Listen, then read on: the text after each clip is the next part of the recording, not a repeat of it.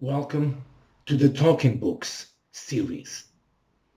We will start from a book called Thunder, and this is the first episode. Join me.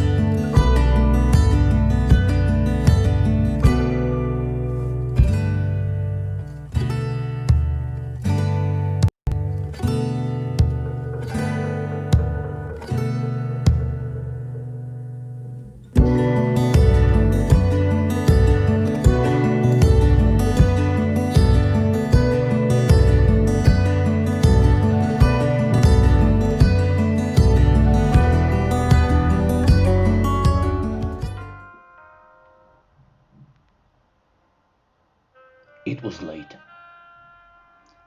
I was sitting at the downtown precinct, a bit amused with the way the detective was two-finger raping the computer keyboard when he swung the chair my way and asked, "Why did you have a army issue knife with you?" I noticed that, distractedly, I had been tapping my fingers on the desk to the rhythm of the keyboard. Without letting the corners of my mouth betray me with a hint of a smile and holding his gaze, I replied simply, "Dogs." He stared back at me the way autistic children most of the times do. Blank, empty, no clue. He was trying not to frown. "Dogs?" he started. "What do you mean, dogs?"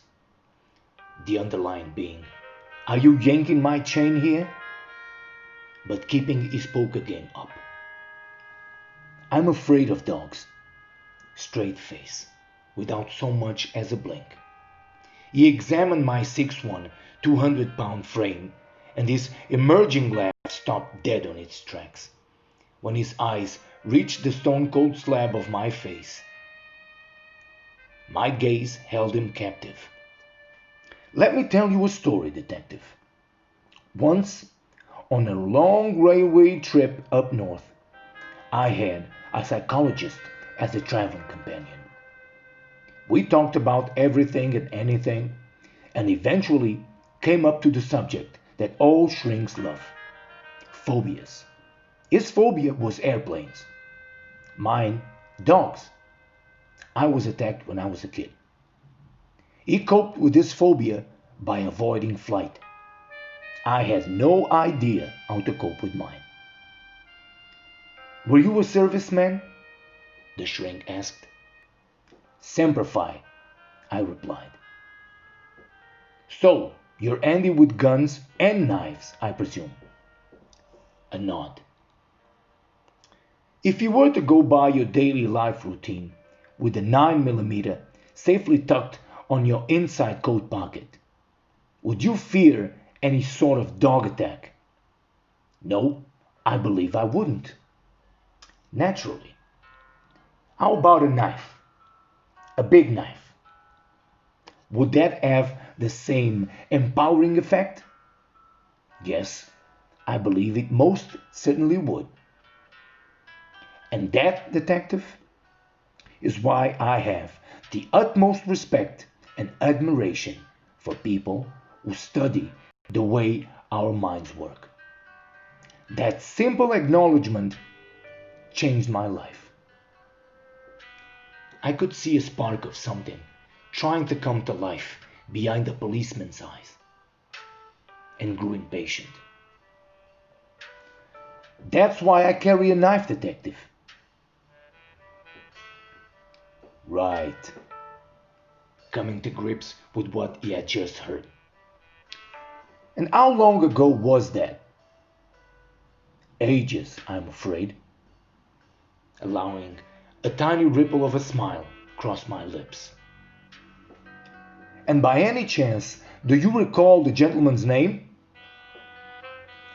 Letting genuine regret cloud my face and looking straight into the man's eyes, I said, I never bothered to ask. You see, I discovered early on that people love a fairy tale. They crave it. It's like they have this hunger that can only be satisfied with a fairy tale. But if it's outside of a movie screen, a TV set, or a theater stage, well, they just don't trust it. Unless it's their fairy tale. So I've become quite good at hinting about a particular fairy tale, or tall tale if you want to put it that way, and letting them build it as much as their imagination and prejudice would allow. And man, how high can they fly? Which brings me back to the matter at hand. I knew that the chances of landing at the desk of Detective Dick Richard Dickerson were pretty slim when I started the brawl with another police officer right outside the police building. But I knew that the army knife would make me detective material, and also that the precinct was mostly empty at that time, and that Dick was one of the few policemen working the graveyard shift.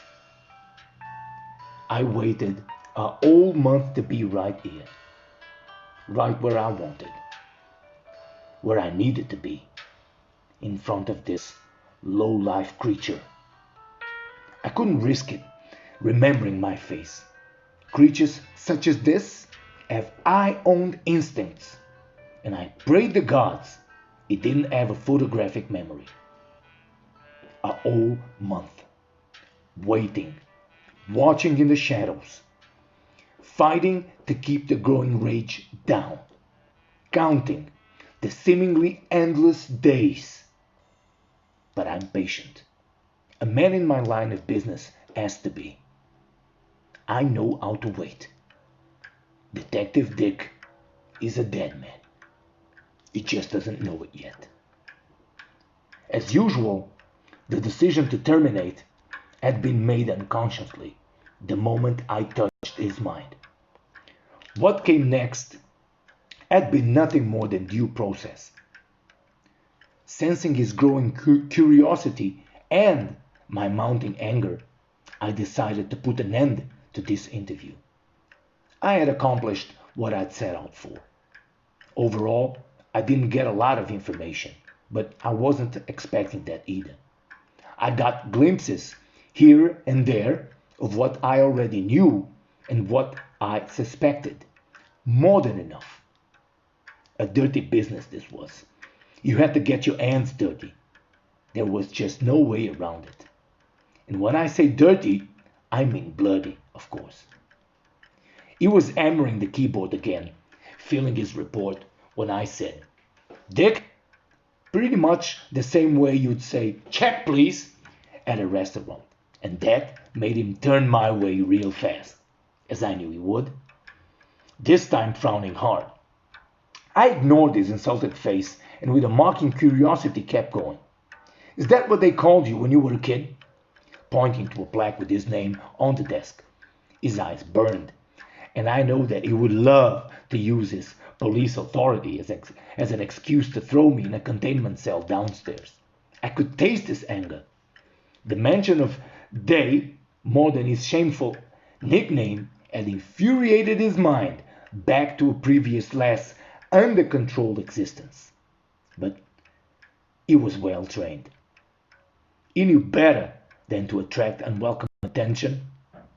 He knew that with only my wine breath, I made sure of that, and my army knife, there wasn't much to go along if he really wanted to take this further.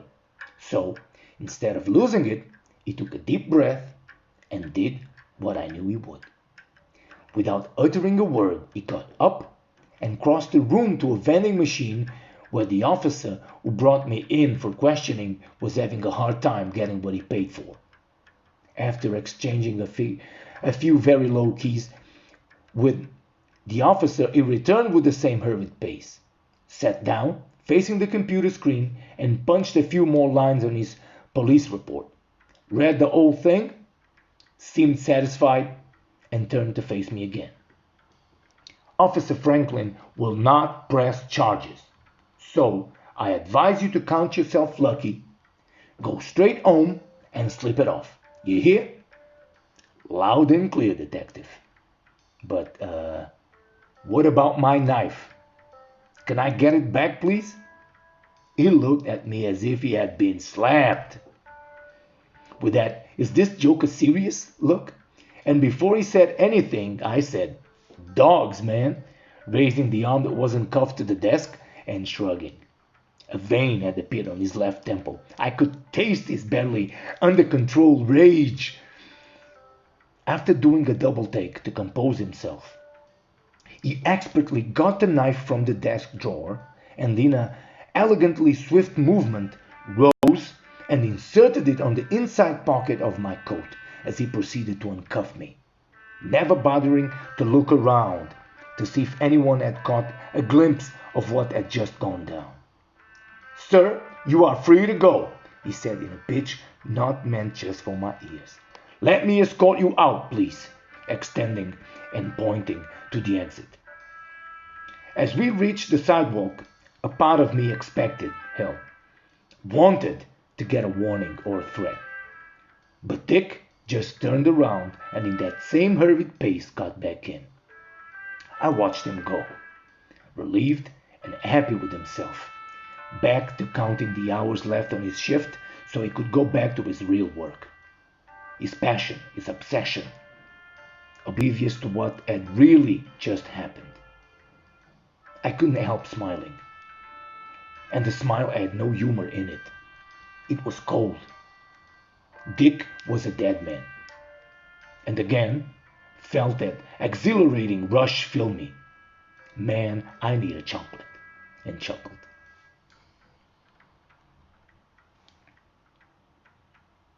Jack wrapped his coat around him, inhaled deeply, and walked into the early hours of the morning.